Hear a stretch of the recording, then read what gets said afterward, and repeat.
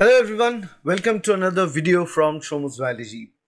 And this has been an honor to make this series of videos, and this is probably the over a decade I've been making videos just before the CSIR NET examination to help you to qualify the examination for the last month and utilize the last month the best possible way. For this time, this session, June 2026 examination session, I will be making this video series of CSIR NET Toppers Secret. And in this particular series, what I'm going to share is that the toppers, they don't follow the typical rule of the books. What they do is that they don't read everything and anything that is out there, because if what they do is that they understand the exam very, very well. They know the bits and pieces of the exam, right? They know from which topics the repeated questions are being asked for the previous 5-6 years, and they focus on those topics. They read and drill down those topics to the bare minimum basic, towards the basic, from the basic to the advanced most concepts of those topics. Once they do that, they become unstoppable in those topics, and believe me, they generally get questioned from those topics repeatedly, year after year after year. I've known my students who scored very, very well with the rank under 25, have not touched the paper 1, the general aptitude and reasoning paper, without touching it, qualified with a score of more than 145, 150 out of 200. So if you want to score that much marks, you need to have a blueprint which you should follow. You need to have patience of learning the whole exam, understanding the whole exam, and understand the blueprint of Topper's Secret. That's what we're going to provide you throughout this series for all the 13 units. So this is going to be a roller coaster ride for all of you. I'm going to highlight the topics that you need to read, you need to prepare, because the topics are most important topics, repeatedly asked, high yield topics, and these topics are not man-made like that. This obviously man-made, but it's not made by me. It's shared by CSIR NET itself with their syllabus. So I'll just decipher the CSIR NET Life Science syllabus for one last time before the syllabus gets changed or gets altered.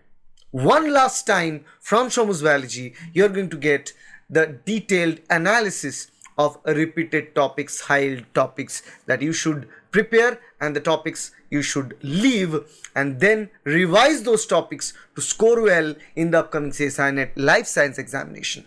So all the very best. Let's begin.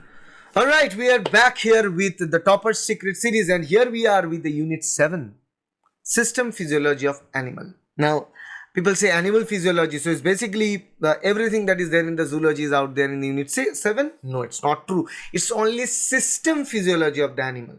And to be specific, system physiology of humans are something that is out there as per the syllabus. We can just check it. They are not going to ask you a question regarding the digestive system of cockroach, right? They are going to ask you digestive system of humans, respiratory system, excretory system, cardiovascular system of humans. So we are going to get in first one, blood and circulation, blood corpuscles, hematopoiesis, and the formed elements, plasma function, blood volume regulation, blood groups, and hemoglobin, immunity, hemostasis. Among them, the hematopoiesis is important, the blood volume regulation is important, blood and then the immunity we have already talked about in Unit 4. These are the two topics we can go with, blood and circulation part. Cardiovascular system, and here we have the ECG, very, very important for questions. ECG, its principle and significance, cardiac cycle, heart as a pump, blood pressure and its regulation. Okay, these are the important topics from cardiovascular system. From respiratory system, the important topic is transport of gases, exchange of gases, waste elimination, and neural and chemical regulation of respiration, although less important. More important is transport of gases, exchange of gases. Nervous system, Action potential is very, very important. And then central and peripheral nervous system, their role is something that is important. But again, not very much. Action potential is the most important among this nervous system. Sense organs, yes, they ask question. They used to ask more question from sense organs like vision and hearing and tactile motion. But they generally for the last 2-3 sessions are not asking much of a question from this topic. So I'd exclude it. But in vision, rod and cone and their function, you need to understand. Excretory system, everything related to that is important, especially the physiology of excretion, the structure of kidney, urine formation, urine concentration, and micturition process, regulation of water balance in the body, regulation of blood volume in the body, blood pressure regulation, electrolyte balance, and acid base balance in the body. Everything related to this excretion is very important. Thermoregulation is there, although it's there, but they generally don't ask question in every single session from this. Stress and adaptation, again no. Digestive system, digestion, absorption, energy balance, BMR is not very much important. Endocrinology is very important. Endocrine glands, basic mechanism of hormone function, hormonal regulation is very important. Hormones and associated diseases. If the hormone is over secreted or under secreted, the diseases related to those over secretion and under secretion of hormones are very important. Reproductive processes, neuroendocrine. So neuroendocrine regulation is another very, very important topic from this unit. So you can see that I've gone very, very selective with unit 7 because I've known students that they come and they say that this is human physiology. This is like almost everything. A whole MSc can be done with human physiology.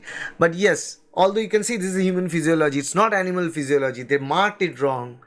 They call it animal physiology, but it's actually human physiology. And if you say that you cannot read this much, you don't need to read this much. You need to read only the highlighted topics from unit 7. This is suggestive, but believe me, you're going to get 80% of the question from the topic that is highlighted from this CSIR NET Life Science syllabus for unit 7, systems physiology, animal or animal physiology unit.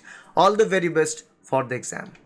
So that concludes our understanding of this unit and the most important topic from this unit, the topics that are repeatedly asked from this unit. So this is what toppers do. The CSIR NET toppers, they don't read everything and each and everything from every single unit. No, they read only the repeated units, the most high yield topics from every unit of CSIR NET Life Science syllabus. And if you follow them, blindfoldedly follow this strategy, and you are going to get benefit. You are going to replicate the toppers strategy and you can reach to get a highest score to be the next topper. All the very best. And if you want to prepare this suggestively, we at Shomu's Biology, we prepare everything on the basis of this heat map analysis. We provide heat map analysis, we provide the roadmap, we provide books, hard copy books, we take test series based on this idea, we take classes based on this idea. So if you want to join our online coaching program, the registration is going on, the admission is going on. Contact 9804654228. Visit our website www.shomusbiology.com. Remember, if you check it through our application, which is there in the App Store and Play Store, the price of the coaching will be higher, but if you check in the website, it will be low. If you directly contact us, it will be low. So I recommend you to go through the website to sign in for the coaching, or directly contact us to sign in for the coaching. All the very best. Wish you the best in the upcoming session of the CSIR NET examination. Bye.